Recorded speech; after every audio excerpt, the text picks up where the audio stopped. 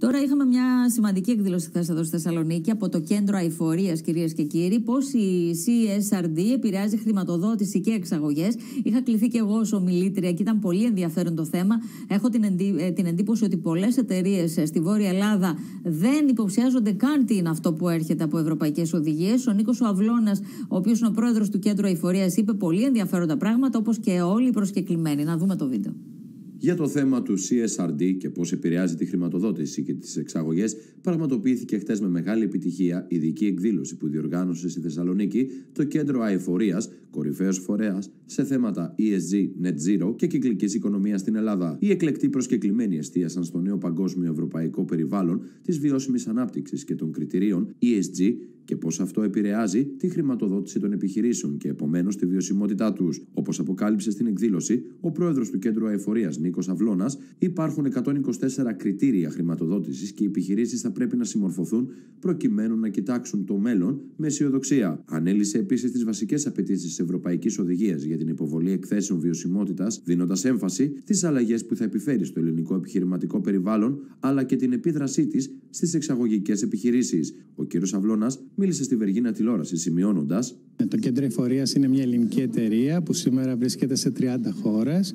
Είναι από τις μεγαλύτερες εταιρείες διεθνώς στην παροχή υπηρεσιών consulting αλλά και εκπαιδευτικών στα θέματα ESG και βιώσιμης ανάπτυξης.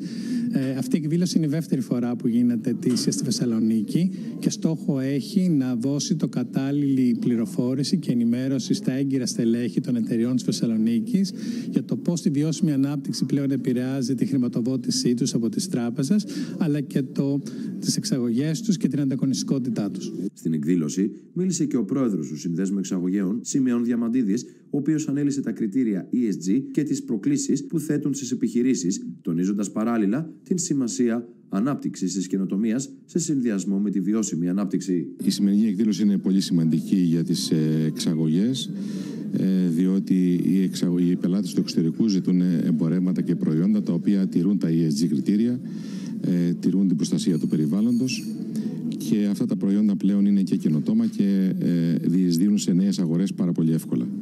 Όσον αφορά τις εξαγωγές, οι εξαγωγές έχουμε μια μικρή μείωση των εξαγωγών το πρώτο τρίμηνο, αλλά είμαστε χαρούμενοι διότι έχουμε στα τρόφιμα αύξηση των εξαγωγών 10% και αυτό είναι πολύ σημαντικό και παράλληλα έχουμε μια μείωση του ελλείμματος τεχνικών συναλλαγών.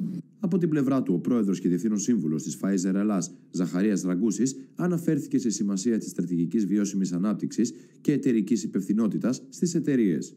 Ομιλήτρια στην εκδήλωση ήταν και δημοσιογράφος της Βεργίνα τηλεόρασης, Χριστίνα Τσόρμπα, η οποία αναφέρθηκε στην αναγκαιότητα υιοθέτησης των κτηρίων ESG από τις επιχειρήσεις της Βόρειας Ελλάδας, σημειώνοντας την καθυστέρηση που παρατηρείται στην ενημέρωση των εταιρεών.